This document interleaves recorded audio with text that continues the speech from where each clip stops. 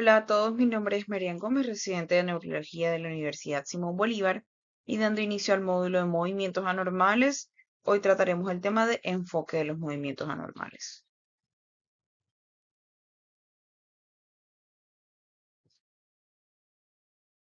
Este será el contenido de la charla. Primero una breve introducción, clasificación, fenomenología, la exploración física y el diagnóstico.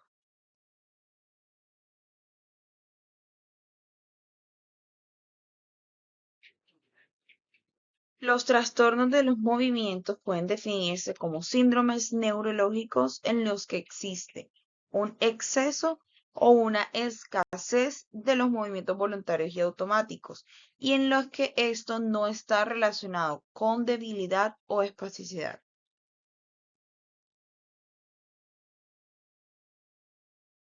En general, fisiológicamente los movimientos podemos clasificarlos en estos cuatro ítems: automáticos, voluntarios, semivoluntarios e involuntarios. Iniciemos con los movimientos automáticos. Los movimientos automáticos son comportamientos motores aprendidos que se realizan sin esfuerzo excesivo, por ejemplo, caminar por una ruta acostumbrada o golpear los dedos cuando se piensa en alguna cosa. Los movimientos voluntarios pueden ser intencionales, que son los planeados o autoiniciados. Estos están precedidos por el potencial de Beretskov o potencial de preparación. Es un potencial negativo lento registrado sobre el área motora suplementaria y la corteza premotora y la corteza motora contralateral, que aparece 1 a 1.5 segundos antes del movimiento. Algunos autores argumentan que esto indica que el cerebro se compromete de forma inconsciente a tomar una decisión antes de que se perciba de forma consciente. Sin embargo, otros argumentan que esta actividad previa se debe simplemente a fluctuaciones aleatorias de la actividad cerebral que influyen de forma arbitraria en el movimiento sin propósito alguno. Sin embargo, hay que tener algo presente, y es que el potencial de Beretskov no aparece con otros movimientos, incluidos los movimientos voluntarios que están desencadenados externamente. Esto es un potencial exclusivo de los movimientos voluntarios intencionales. También pueden ser desencadenados externamente en respuesta a algún estímulo, por ejemplo, girar la cabeza hacia un ruido fuerte o retirar la mano de un plato caliente.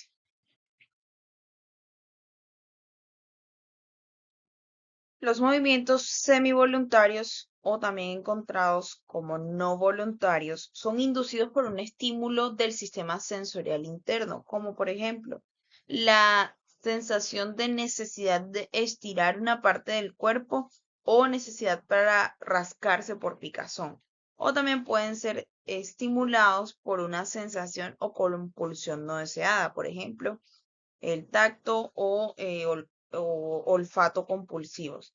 Muchos de los movimientos que se producen como tics o como respuesta a diversas sensaciones, por ejemplo, en la acaticia o en el síndrome de piernas inquietas, estos pueden considerarse involuntarios porque los movimientos suelen ser el resultado de una acción para anular una sensación no deseada y desagradable.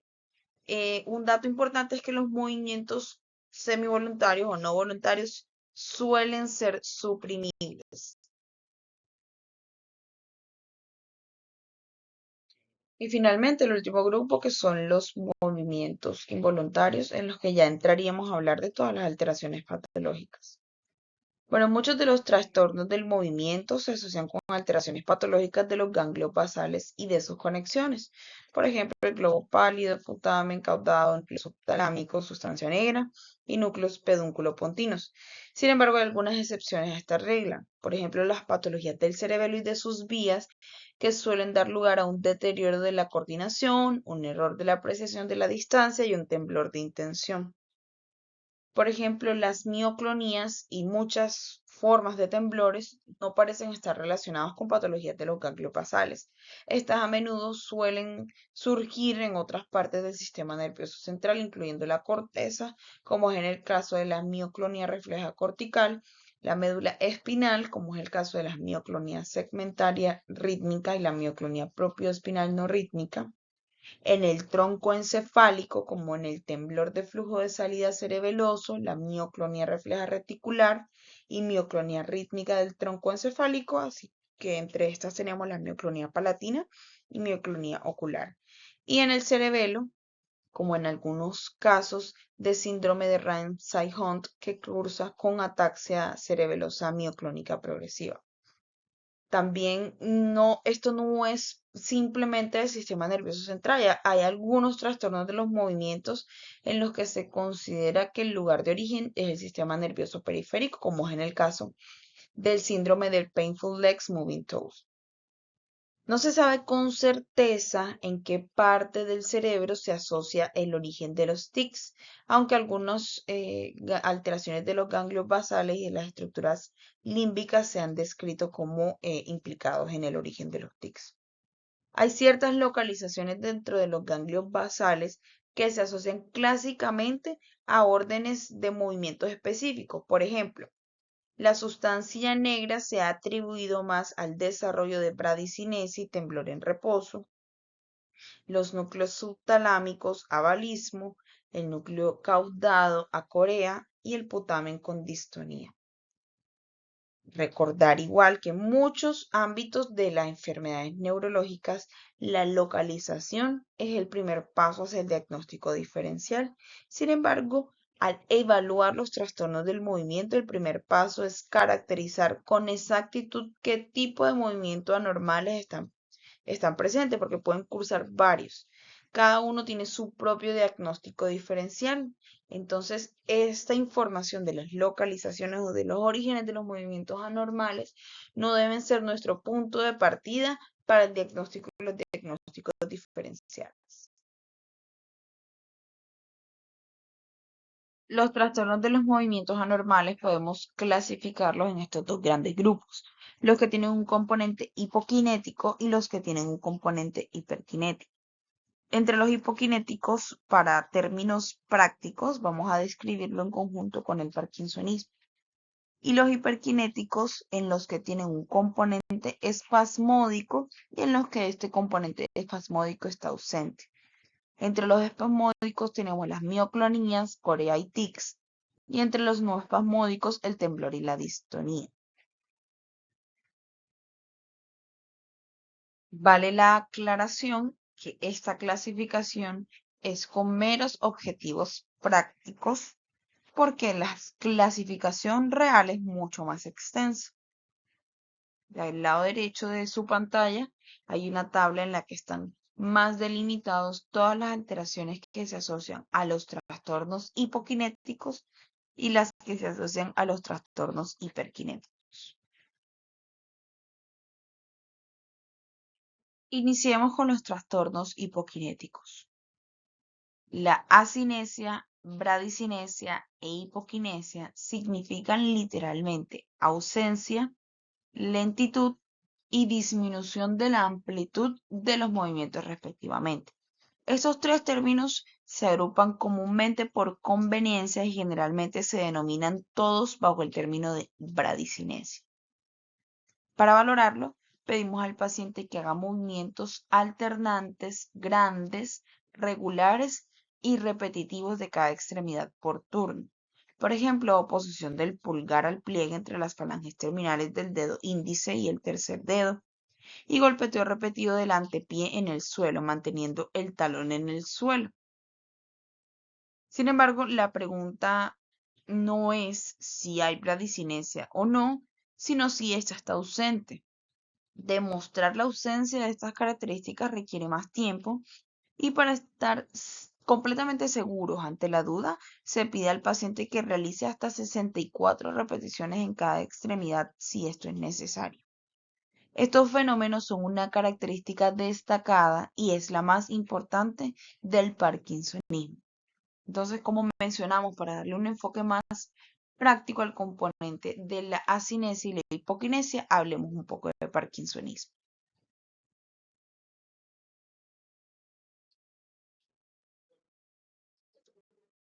El parkinsonismo es un síndrome neurológico que se manifiesta por cualquiera de la combinación de estas 6 características motoras cardinales independientes y no superpuestas, entre las que resaltan el temblor en reposo, la bradicinesia y la rigidez.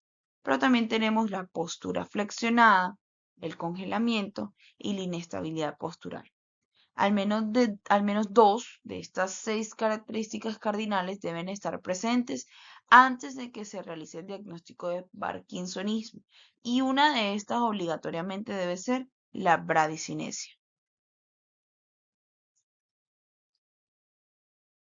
Hay diversas causas del parkinsonismo y estas se pueden dividir en 5 categorías. Uno, el parkinsonismo primario, en el que entraría la enfermedad de Parkinson. Dos, el parkinsonismo secundario, que está en respuesta a una alteración ambiental o una etiología adquirida. Tres, los parkinsonismos plus o los trastornos de parkinsonismo plus, que serían los que conocemos como los parkinsonismos atípicos, en los que entra la parálisis supranuclear progresiva, la atrofia de múltiples sistemas, la degeneración corticobasal. En 4 tenemos los trastornos heredodegenerativos, como la enfermedad de Wilson o algunas alteraciones neurodegenerativas asociadas a acúmulo de hierro. Y por último, el 5 es el parkinsonismo benigno.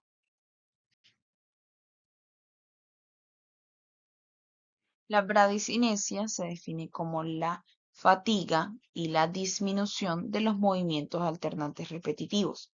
Este fenómeno es la característica más prominente e importante de la enfermedad de Parkinson. Suele ser leve en las etapas iniciales y se hace más severo a medida que la patología empeora. Tiene unas manifestaciones. Cranealmente, la bradicinesia se va a manifestar como hipomimia, disminución de la frecuencia del parpadeo, alteración de la mirada hacia arriba, alteración de la convergencia ocular, hipofonía, aprosodia y babeo debido a la disminución de la deglución espontánea.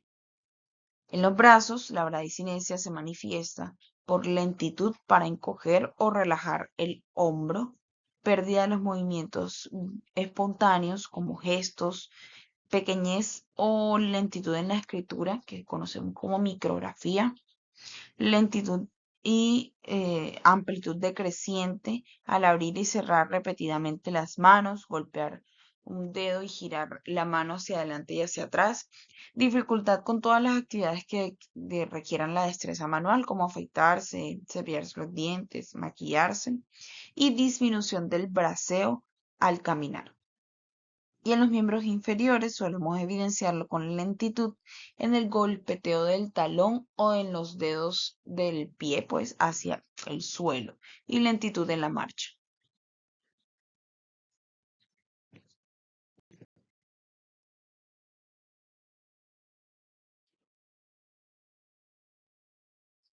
Estos son 2 videos de pacientes con diagnóstico de enfermedad de Parkinson. Podemos evidenciar la hipomimia, la lentitud y disminución en la amplitud al realizar los movimientos que se le solicitan. Cuando se da la orden, hay que indicarle al paciente que haga los movimientos de forma repetitiva y lo más grande que pueda, para que podamos evidenciar esta disminución en la amplitud.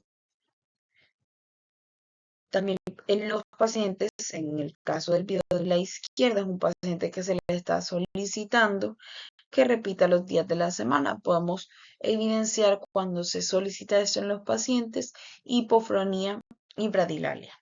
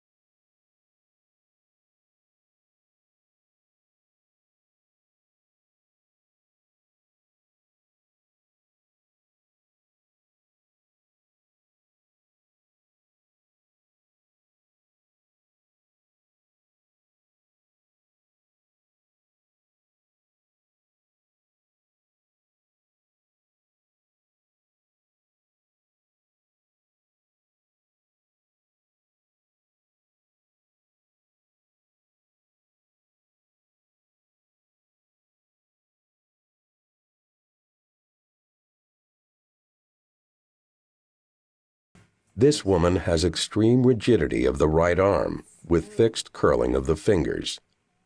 The arm is useless. The symptom began insidiously and slowly worsened. Notice the typical slowly articulated speech with delays between words. This is common in corticobasal ganglionic degeneration and progressive supranuclear palsy.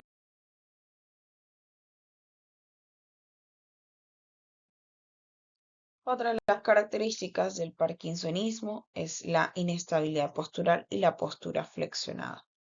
La postura flexionada, a medida que la enfermedad avanza, el paciente empieza a adoptar una postura en la que empieza a flexionar en particular el cuello, el tórax, los codos, la cadera y las rodillas. Comienza a caminar con un balanceo de los brazos disminuido y luego los brazos flexionados a la altura de los codos y los antebrazos colocados por delante del cuerpo. Las rodillas están ligeramente flexionadas. El paciente tiende a arrastrar los pies. Estos permanecen cerca del suelo, no se elevan tanto como lo harían en las personas normales y con el tiempo se pierde la pérdida del apoyo del talón. Ya cuando esta postura flexionada es extrema, puede llevar a captocornia o cifoescoliosis pronunciada con inclinación del tronco. Y la inestabilidad postural ocurre más adelante en la enfermedad. Una prueba sencilla para evidenciarlo, la prueba de la tracción. Se le coloca detrás del paciente, se explica que se va a realizar y se realiza una tracción firme de los hombros del paciente hacia el examinador. Cuando vamos a evidenciar que esta prueba es positiva, cuando el paciente requiere de más de 2 pasos para recuperar la estabilidad. En el video podemos ver una paciente con postura flexionada, una paciente con diagnóstico de enfermedad de Parkinson.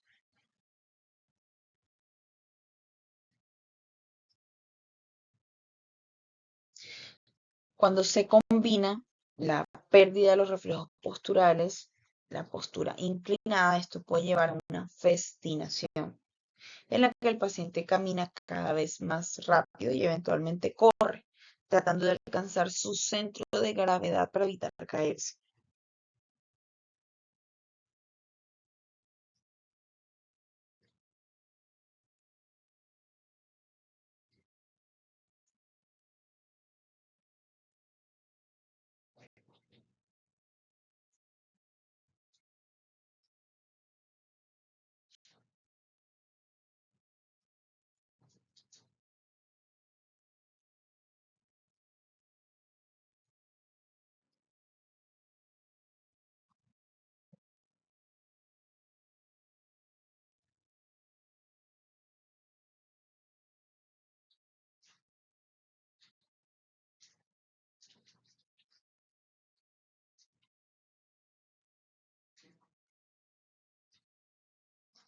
Este es un ejemplo de prueba de tracción positiva. La paciente se le realizó tracción y perdió la estabilidad.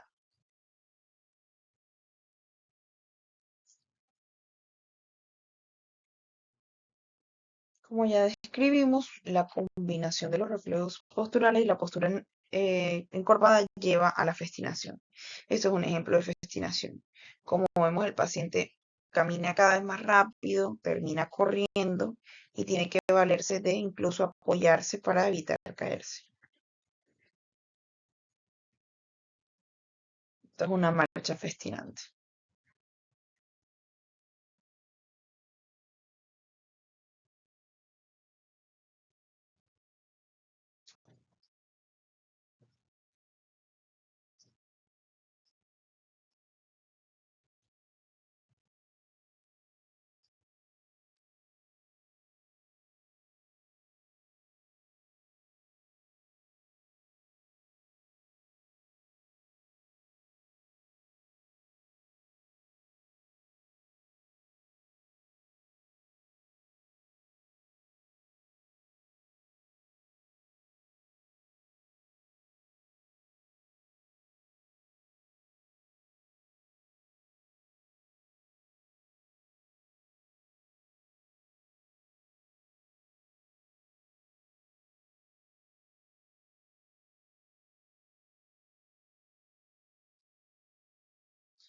El fenómeno de congelación afecta la marcha más que otras partes del cuerpo y comienza con la vacilación para iniciar la marcha.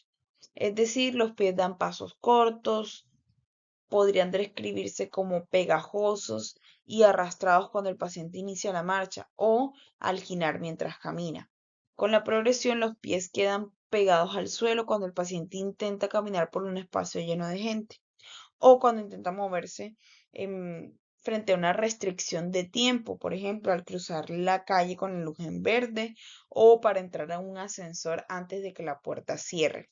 A menudo los pacientes desarrollan congelamiento del destino, es decir, se detienen antes de llegar al destino final, por ejemplo.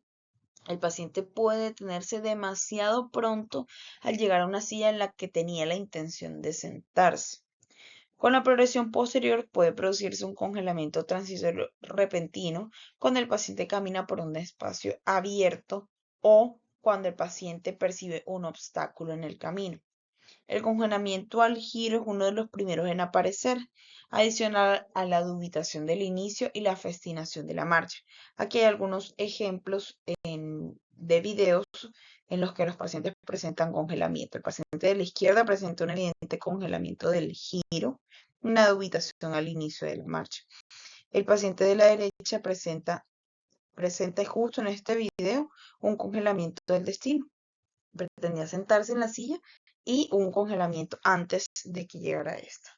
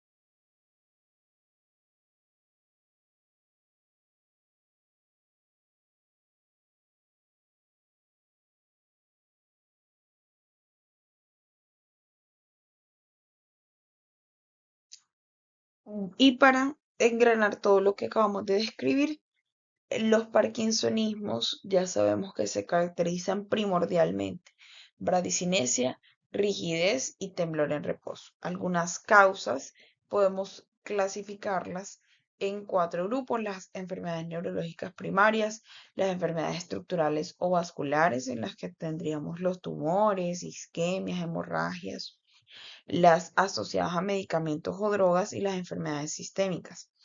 Entre las enfermedades neurológicas primarias está la enfermedad de Parkinson, la atrofia de múltiples sistemas, la parálisis supranuclear progresiva, el síndrome córtico-basal. En las alteraciones estructurales, más descritas las alteraciones estructurales o vasculares de los ganglios de la base. En los medicamentos, la ingesta de algunos antipsicóticos específicos y antieméticos bloqueadores de la dopamina, y en las enfermedades sistémicas, la mielolisis extrapontina. Pasando a los trastornos hiperkinéticos, los describiremos en los grupos que tienen un componente espasmódico y los que no tienen este componente espasmódico. Iniciamos con los no espasmódicos. El temblor se caracteriza por movimientos involuntarios, rítmicos y sinusoidales alternantes de una o más partes del cuerpo. Puede afectar casi cualquier parte del cuerpo, incluida la cabeza y el mentón, e incluso el paladar blando. La clave para identificarlo es la ritmicidad. Las oscilaciones ocurren a una frecuencia regular. En ocasiones, identificar la ritmicidad puede ser complejo porque pueden ocurrir variaciones en la amplitud que nos pueden hacer confundir, pero estas variaciones en la amplitud siempre están acompañadas de la ritmicidad. Cambia la amplitud, pero el ritmo sigue intacto. Para clasificación tenemos esta tabla. Las clasificaciones de los temblores pueden ser en reposo, solo se ve cuando la parte del cuerpo afectada no se mueve activamente y cuando el efecto de la gravedad se ha eliminado por completo. Puede ser focal, puede ocurrir en cualquier posición asumida por la parte del cuerpo afectada e incluso cuando esto implica una postura que se mantiene activamente contra la gravedad. Por ejemplo, el temblor en reposo típico que vemos en las manos de los pacientes con enfermedad de Parkinson, que se puede observar también cuando se estiran los brazos de frente al individuo. Esto podría generar confusión porque acabamos de describir que tiene que ocurrir en reposo. Sin embargo, ¿cómo vamos a distinguir este temblor en reposo del temblor postural? Hay que hacer una examinación cuidadosa en la que se mire con qué rapidez se manifiesta el temblor después de que se ha asumido una nueva postura. Si ocurre inmediatamente, es compatible con temblor postural. Si ocurre luego de un retraso de varios segundos, es compatible con temblor en reposo. Este fenómeno de retraso se conoce como fenómeno de reinicio o reemergente. Y el temblor en acción, que podemos clasificarlo en postural, cinético e isométrico. El temblor postural es el que ocurre cuando se asume una postura por una parte específica del cuerpo en la que el temblor esté ocurriendo. Ya describimos cómo hacer la diferenciación. El cinético, que puede ser simple, intencional o específico de actividad. El simple ocurre durante toda la trayectoria del movimiento. El de intención aparece de forma y aumenta de forma progresiva cuando se está alcanzando el objetivo, por ejemplo, al agarrar un vaso. Y el específico de actividades solo ocurre con actividades específicas, ajustarse o abrocharse los botones y otras actividades específicas. Y el isométrico ocurre durante la contracción voluntaria de movimientos cuando se adopta una postura específica, por ejemplo, bipedastación. Y estos temblores, por el hecho de que los estemos describiendo con las características particulares, no quiere decir que se van a manifestar de forma individual. Muchos ocurren en combinación.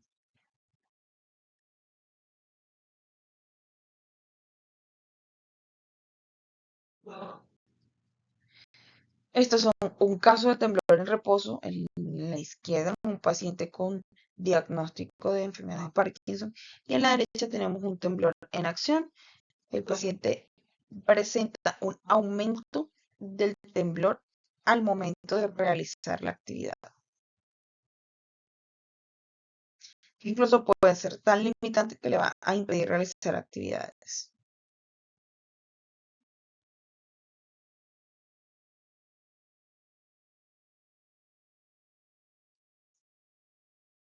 A modo de engranar todo lo que acabamos de describir, características del temblor, movimientos oscilantes, repetitivos, rítmicos. Entre las causas, enfermedades neurológicas primarias, el temblor esencial, la enfermedad de Parkinson, la enfermedad de Wilson.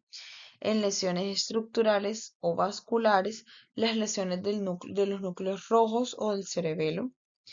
En medicamentos puede estar inducido por litio, algunos antiepilépticos, inhibidores selectivos de la recaptación de la serotonina, betagonistas, tacrolimus y en los casos de abstinencia al alcohol. Y en las enfermedades sistémicas, la más asociada es el hipertiroidismo. Una definición de distonía es una co-contracción anormal involuntaria de músculos antagonistas que pueden causar posturas anormales sostenidas o movimientos repetitivos y de torsión. La palabra clave en este caso es postura anormal. Es el único trastorno de movimiento que se puede visualizar en una imagen estática. La atetosis o distonía móvil distal son movimientos lentos y retorcidos e irregulares de las extremidades distales con posturas anormales. Podemos clasificar la distonía según su distribución, la edad de aparición y la causa. Según su distribución puede ser focal, segmentaria, multifocal, generalizada o hemidistonía. Según la edad de aparición, temprana, menores de 26 años o tardía, mayores de 26 años. Y según su causa, primaria o un trastorno de distonía plus.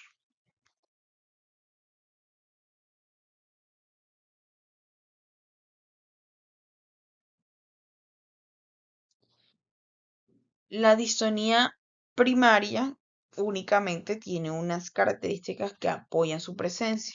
Estas son postura normal con una direccionalidad constante, movimientos anormales que están pautados e involucrados repetidamente en los mismos grupos musculares. En las primeras etapas de la distonía es típicamente móvil y puede volverse fija con la progresión de la enfermedad. Pero hay algunos casos en los que puede ser fija en etapas iniciales, como en los casos de degeneración corticobasal. Una característica curiosa es que puede existir la presencia de un truco sensorial o gest antagonist, que es un mecanismo generalmente identificado por el paciente y lo utiliza para reducir la distonía. Y suele manifestarse mediante una acción específica. En el video de la izquierda es una distonía cervical en un adulto. El paciente eventualmente en el video identifica un gest antagonista al momento de tocarse la mejilla izquierda, que ocasiona que se detengan las distonías. Y hay distonías de actividades específicas como la distonía del escribando, en el que simplemente se presenta cuando se está realizando la actividad de la escritura. Como vemos en el video, se produce durante la escritura una flexión y supinación o elevación del antebrazo en el caso. En el segundo es un paciente con una distonía específica de la vestimenta. Cuando se viste es que presenta los episodios de distonía.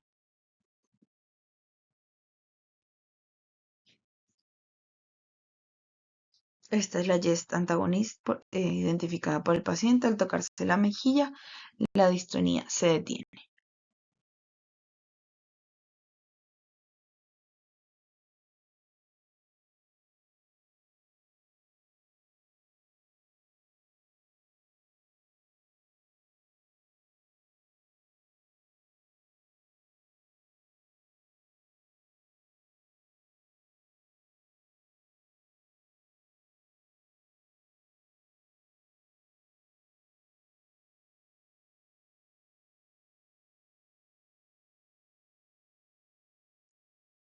Entonces, a modo de resumen, distonía, postura sostenida, a menudo en torsión. Enfermedades neurológicas primarias asociadas, distonía cervical, distonía focal, los síndromes de distonías, en las lesiones vasculares o estructurales, las alteraciones de los ganglios de la base, y en medicamentos se ha identificado que puede estar inducida por algunos antipsicóticos y antieméticos bloqueadores de dopamina.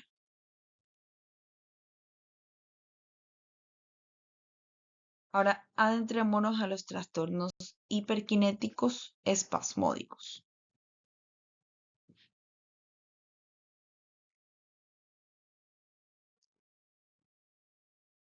Describamos el mioclon. Estos son movimientos involuntarios repentinos breves similares a descargas eléctricas. Pueden ser positivos, es decir, causados por la contracción muscular, o pueden ser negativos debido a una breve pérdida o inhibición del tono muscular, como en los casos de asterixis. La mioclonía se compara mejor con el efecto que se observa después de estimular el nervio que irriga un músculo con una única descarga eléctrica. Por lo tanto, la palabra clave para identificar el mioclono son movimientos tipo choque. Por lo general, afecta un músculo entero y causa un movimiento evidente de esta parte del cuerpo. Esto nos ayuda a diferenciarlo de las fasciculaciones, que las fasciculaciones son contracciones de unas pocas fibras musculares visibles como movimientos debajo de la piel. Podemos clasificarlo según su distribución en focal, multifocal y segmentario. Fisiológicamente podemos subdividirlo en cortical, subcortical, espinal y periférico. La mioclonía cortical suele ser sensible a la acción o al estímulo. Se produce principalmente en respuesta al tacto o estiramiento distal y ocasionalmente a estímulos visuales. Tiende a ser focal. La del tronco del encéfalo es provocada más comúnmente por estímulos auditivos o por estímulos táctiles alrededor de la cara o la boca.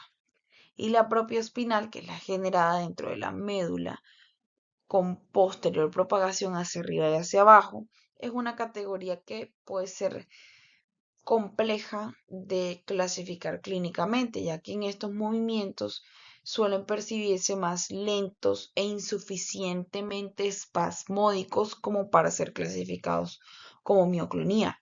Incluso a menudo se necesitan registros polimiográficos para demostrar la naturaleza mioclónica.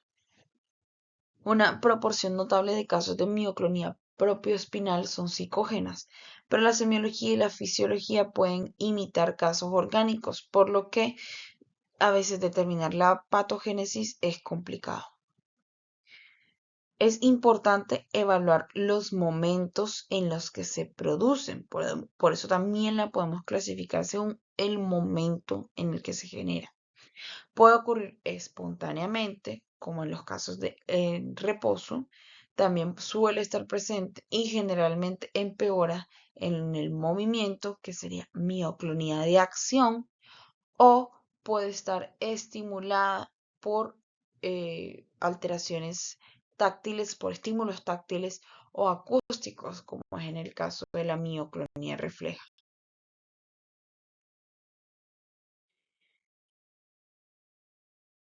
Estos son algunos videos de pacientes con alteraciones tipo mioclonías. En este paciente se ve que empeora un poco con la acción.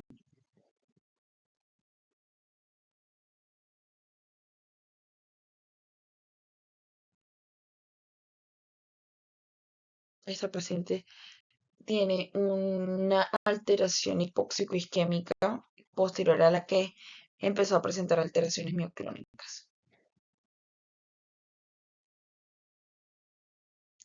Este es un caso de un paciente con un mioclono negativo. Hay una pérdida súbita, como pueden ver, de las manos, del tono muscular, por lo que se producen estos movimientos tipo mioclonía.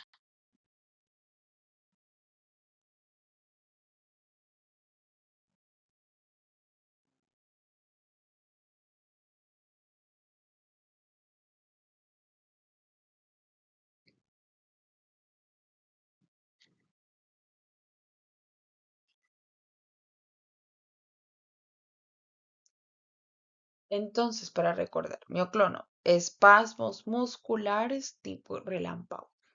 Enfermedades neurológicas primarias asociadas, epilepsia mioclónica, degeneración corticobasal, enfermedad de Creutzfeldt-Jakob, entre otras. Entre las lesiones vasculares o estructurales, lesión cortical difusa, lesión de la médula espinal y lesión en el triángulo de Guillain-Mollaret, como en el caso del mioclono palatino. Algunos medicamentos o drogas asociados, los agonistas de la dopamina, la mantadina, algunos medicamentos antiepilépticos, inhibidores selectivos de la recaptación de la serotonina y opiáceos, y enfermedades sistémicas, insuficiencia renal y los fenómenos hipóxico-isquémicos en los que suelen generar mioclonías generalizadas.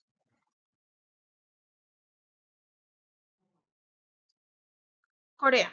Movimientos involuntarios que son abruptos, impredecibles y no rítmicos, resultantes de un flujo aleatorio continuo de contracciones musculares. Hay unos signos típicos de la Corea, por ejemplo, el video que tienen en la parte superior de la pantalla es un signo de impersistencia motora, se ve una fluctuación de la fuerza de agarre, se conoce como el signo del agarre de la lechera. En el video de la parte inferior son distintos tipos de corea. En la parte inferior derecha, como vemos, son movimientos que son abruptos, no mantienen ningún tipo de ritmo. En este caso se le está solicitando al paciente que mantenga la lengua dentro de la boca y le está siendo imposible. Y en el video de la parte inferior izquierda, una paciente con corea asociada al lupus eritematoso sistémico.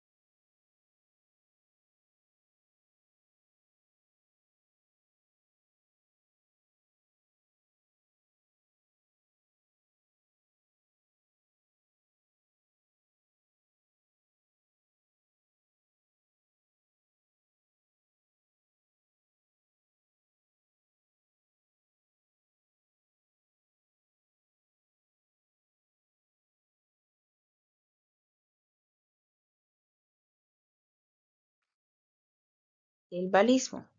Esto se considera típicamente bajo la rúbrica de Corea porque comparten la misma fisiopatología y tratamiento. El balismo son movimientos coreáticos incontrolables, graves, principalmente proximales y de gran amplitud. Suelen ser unilaterales, como es el caso del hemibalismo, y se describen clásicamente después de una lesión aguda en el núcleo subtalámico contralateral. Si involucra una sola extremidad, se denomina monobalismo. Los movimientos balísticos bilaterales no son comunes y se deben principalmente a alteraciones metabólicas más que estructurales.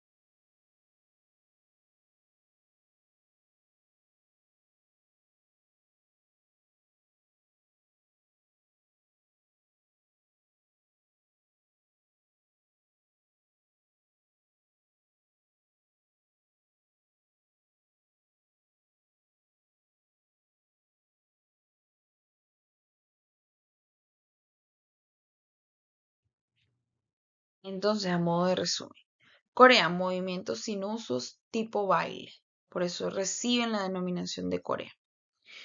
El balismo, movimientos erráticos de gran amplitud. Enfermedades neurológicas primarias asociadas a la enfermedad de Huntington, la neuroacantocitosis, la neurodegeneración asociada al patotetano quinasa, la atrofia pálido-luisiana dentorubral en el adulto, en las lesiones estructurales o vasculares, las alteraciones de los núcleos subtalámicos se han descrito más en asociación con hemibalismo y las alteraciones de los ganglios de la base se han descrito más en los casos de Corea. Algunos medicamentos o drogas asociados a la inducción de las alteraciones tipo coreobalismo, los agonistas de la dopamina, los anticonceptivos orales, algunos antiepilépticos y la cocaína. Y en las enfermedades sistémicas, la corea de Sydenham, el lupus eritematoso sistémico, el síndrome antifosfolípido, la policitemia vera, el hipertiroidismo, la hiperglicemia y algunos casos de cirugía, postcirugía cardíaca. Continuamos con los tics. La palabra clave para el reconocimiento es el carácter estereotipado de los movimientos recurrentes. A diferencia del mioclonio y la corea, los pacientes informan que sus tics están precedidos por un malestar o una urgencia creciente, que es lo que conocemos como tic sensorial. Esta urgencia se alivia con el movimiento real. Otra diferencia es que pueden suprimirse en gran medida durante periodos cortos si se realiza un esfuerzo a voluntad.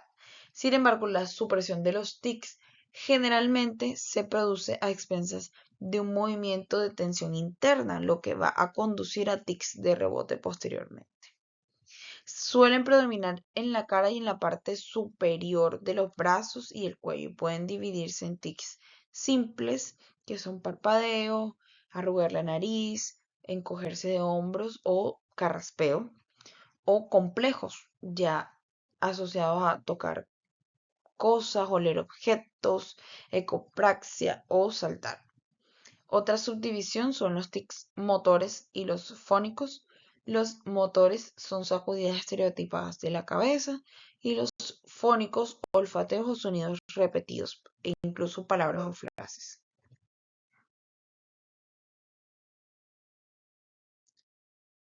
Estos son dos casos de pacientes con tics.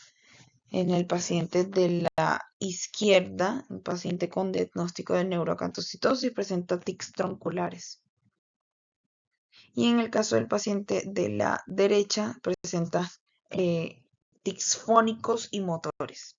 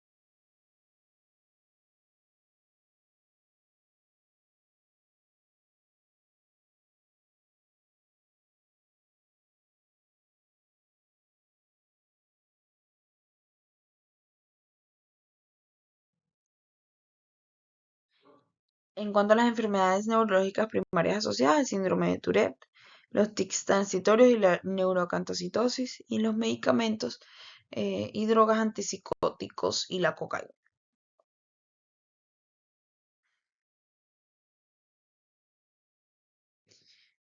En cuanto al diagnóstico, el enfoque tradicional en neurología al evaluar a un paciente, como ya mencionamos, es preguntar primero dónde está la lesión, luego cuál es la lesión y por último cómo se debe tratar el problema. Básicamente la primera pregunta entonces es sobre la localización dentro del sistema nervioso. Este enfoque tradicional que se suele manejar en la mayoría de los trastornos neurológicos no se sigue habitualmente cuando se enfrenta a un paciente con trastornos del movimiento. La primera pregunta relacionada con un paciente en estos trastornos es ¿cuál es la fenomenología? Es decir, ¿qué tipo de movimiento estamos presenciando? La pregunta es ¿cuál es la siguiente pregunta después de qué tipo de trastorno del movimiento presenta el paciente? Es ¿cuál es el tipo de trastorno de movimiento que domina entre los que presenta? Porque el paciente usualmente va a cursar con trastornos mixtos del movimiento. La siguiente pregunta es ¿cuáles son las características asociadas? Y por último, ¿cuál es el diagnóstico diferencial?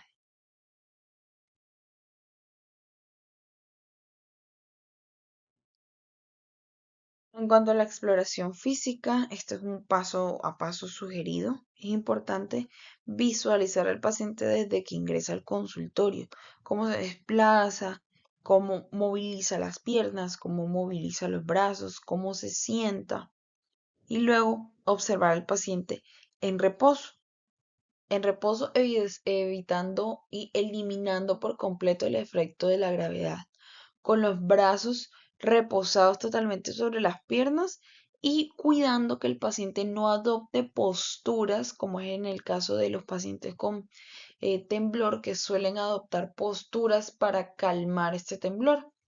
Entonces, colocar al paciente o que se le solicita al paciente que se coloque en una posición en reposo totalmente con los brazos acostados o reposados sobre las piernas. Siguiente, se puede pedir al paciente que adopte una postura y observar la movilización del paciente a esta postura, buscando si hay presencia de temblor postural. Luego, solicitar al paciente que realice una acción. Por ejemplo, se puede utilizar la maniobra de dedo nariz, pero no para valorar dismetría, pues no se le va a pedir al paciente que haga el movimiento lo más rápido que pueda, porque incluso si lo hace el movimiento muy rápido, podemos perder y no evidenciar correctamente el temblor en acción y no se le va a movilizar el dedo del examinador en el entorno, pues no estamos valorando dismetría.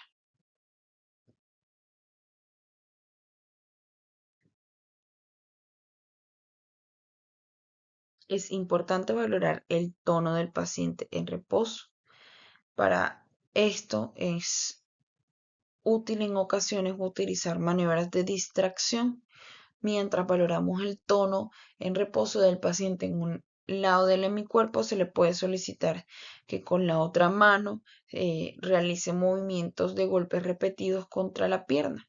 De esta forma hacemos una maniobra de distracción que nos va a permitir evidenciar con mayor facilidad si existe o no existe rigidez. Luego solicitaremos al paciente que haga movimientos rápidos alternantes. Se le da la orden al paciente de que los movimientos deben ser tan amplio y rápido como los pueda realizar y se debe valorar cada una de las extremidades de forma individual y comparar una extremidad con la otra. Para valorar los miembros superiores se le pide al paciente que eh, separe y junte su dedo índice con su dedo pulgar en forma repetida, tan rápido y amplio como pueda. También se le puede solicitar que abra y cierre la mano o que haga un movimiento como si de giro, como si fuera a abrir una puerta. También se le puede solicitar que haga pronación y supinación repetida en las manos, como en el caso que estamos visualizando ahora en el video. Recordar que todo debe realizarse de forma comparativa, individualmente.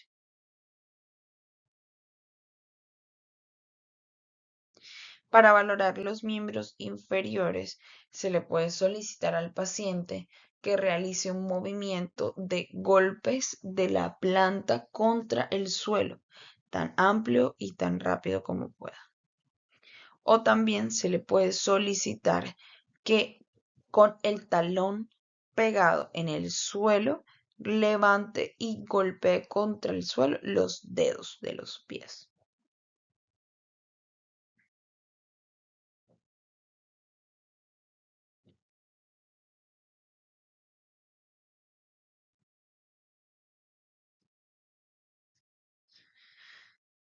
Y por último, es importante valorar la estabilidad y la marcha. Primero vamos a solicitar al paciente que se levante de la silla sin ayuda de los brazos y una vez veamos que el paciente es capaz de realizar eso y que valoremos la marcha y en la marcha observemos si hay braceo disminuido, si hay arrastre de los pies, si hay algún tipo de congelamiento. Si el paciente está lo suficientemente estable, podemos pasar a realizar la prueba de tracción, como ya explicamos.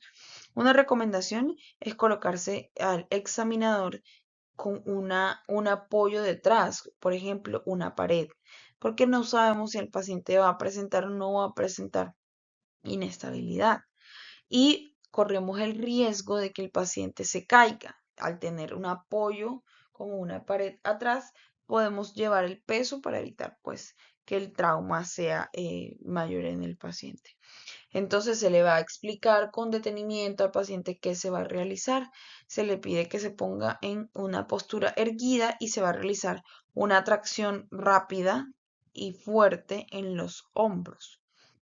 Cuando es positivo, cuando presenta el paciente o cuando decimos que hay inestabilidad, cuando requiere más de 2 pasos para recobrar la postura. En el caso de este paciente, al realizar la prueba de la tracción, requirió 1 paso para volver a la estabilidad. Entonces, en este caso, decimos pues que la prueba de tracción no evidenció inestabilidad.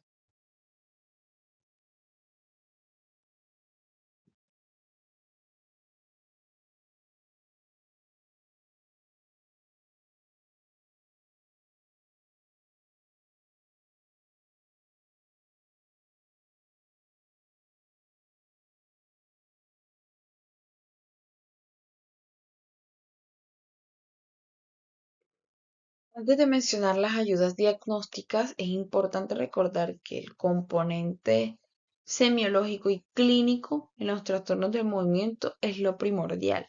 Sin embargo, hay algunos casos en los que el especialista de movimientos anormales puede valerse de algunas ayudas imagenológicas complementarias para esclarecer o enfocar el diagnóstico en el paciente. La tomografía suele ser el estudio de imagen de primera línea en los casos en los que el trastorno del movimiento tuvo un inicio agudo. Por ejemplo, un hemibalismo agudo en el que se logra identificar un infarto o un sangrado en el núcleo rojo, pero no tiene tanta utilidad cuando los trastornos de los movimientos tienen un comportamiento o un inicio más subagudo o crónico. La resonancia magnética y la tomografía por emisión monofotónica tiene un papel en el diagnóstico de algunos trastornos de los movimientos. La resonancia convencional puede demostrar causas sintomáticas de parkinsonismo, pero no va a mostrar ningún hallazgo en la enfermedad de Parkinson. Sin embargo, específicamente el SPECT, que utiliza trazadores de dopamina, puede demostrar una disminución asimétrica en la captación en el putamen y en el caudado desde las primeras etapas clínicas de la enfermedad de Parkinson. En los casos de parálisis supranuclear progresiva y atrofia de múltiples sistemas, el SPECT va a demostrar una disminución en la captación de estos trazadores de dopamina en el estriado, lo que no se va a observar pues en la enfermedad de Parkinson temprana. Y la resonancia convencional puede ayudarnos a identificar algunos signos que están asociados con los parkinsonismos atípicos, como el signo del hot cross bone, el signo del colibrí y el signo de Mickey Mouse, como vemos en la imagen que se asocian a los parkinsonismos atípicos.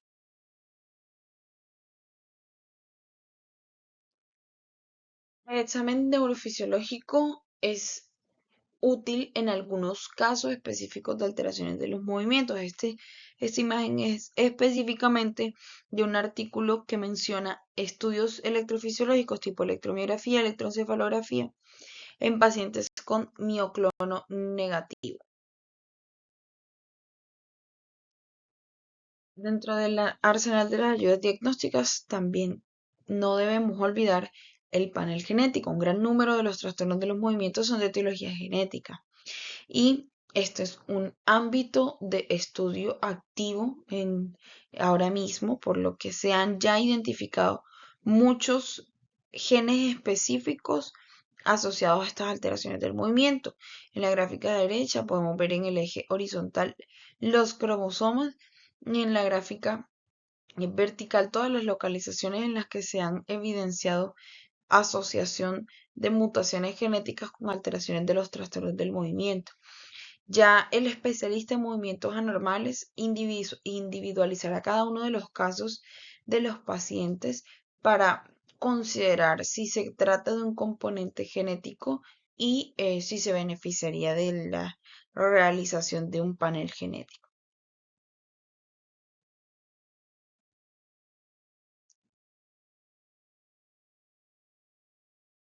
Y esto fue todo, es un enfoque sencillo y bastante práctico de las alteraciones de los movimientos anormales. Toda la bibliografía está descrita en la parte inferior de cada una de las diapositivas.